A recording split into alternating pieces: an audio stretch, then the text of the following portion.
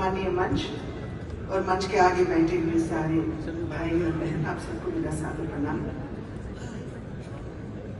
मेरा मानना है कि पहले हमें विकसित भारत का जो शब्द है उसको समझना है। मैं भी निर्मला जी के जैसे कोशिश करूंगी हिंदी में बात करने। तो विकसित भारत का मतलब क्या है? जब हम सुनते हैं विकसित भारत तो हमारे मन में केवल और केवल एक स्ट्रॉन्ग इकोनॉमी हमारे स्मरण में आता है। पर बहुत कम लोग, मैं समझते हैं कि विकसित भारत का मतलब ये होता है एक भारत जहां गरीबी न हो। विकसित भारत का मतलब ये होता है उस भारत जिसमें महिला सुरक्षित ही नहीं बल्कि सशक्त भी हो।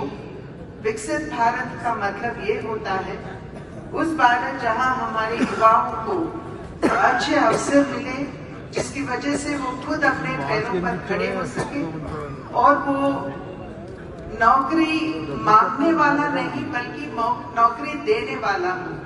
और विकसित भारत का मतलब ये भी होता है उस भारत जहां हमारे किसान सम्मान के साथ अपना जीवन बिता सके। मेरे समझ में विकसित भारत ये है। और अगर हमको याद है तो हमने सुना है हमारे आदरणीय प्रधानमंत्री जी, उन्होंने यही कहा कि उनको he has only 4 castes, 4 जातियां ही हैं हमारे देश में, और वो है महिला, युवा, किसान और गरीब।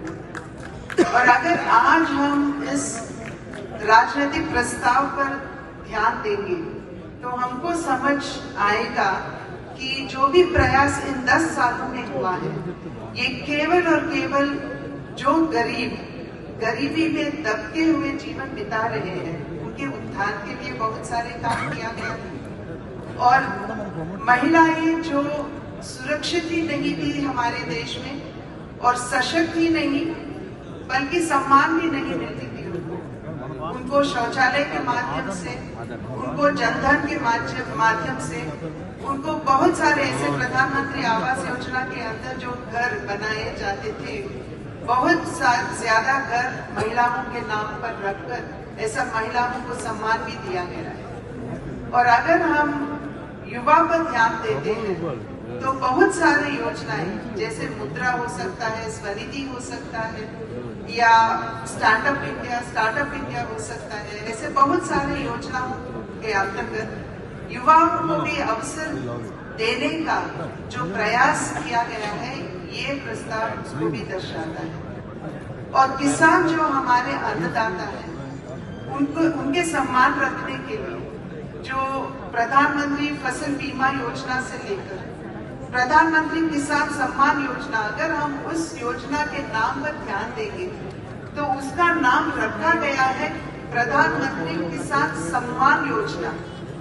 यानी कि जो इनपुट कॉस्ट होता है किसानों का, बढ़ती हुई इनपुट कॉस्ट को ध्यान में रखते हुए उनको सपोर्ट देना, जो गवर्नमेंट मानती थी अब तक कि they are helping the farmers, ये गवर्नमेंट यहाँ प्रशासन उनका हेल्प नहीं कर रही, पर it is their right to actually get the input subsidy. So ये पूरा का पूरा जो राजनीतिक प्रस्ताव यहाँ है यही दर्शाता है कि we can actually balance development and welfare. इन दोनों को हम तालमेल करते हुए हम हमारे देश को आगे ले जा सकते हैं, यही ये राजनीतिक प्रस्ताव दर्शाता है। क्योंकि बहुत सारे लोग यही मानते हैं कि वेलफेयर का मतलब ये होता है कि फ्रीबीज देना, but it is not that, but it is properly reflected that welfare and development can be very well balanced. And I therefore believe in what our scriptures have said. हमारे शास्त्रों ने यही कहा है, प्रजाहिते हितम राज्ञः प्रजानां च सुखे सुखम नात्म प्रियम हितम राज्ञः प्रजानां तु हिते सुखम।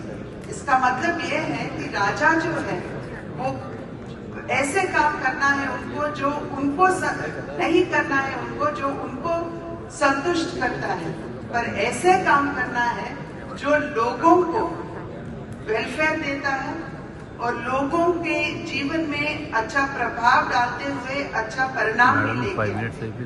तो that is the reason why we strongly believe that this government of Narendra Modi ji for the past 10 years has been the government of the people, and it is high time that we as Karyakartas of BJP go out of this hall to support our own party and ensure that we come back to power again in 2020. Thank you.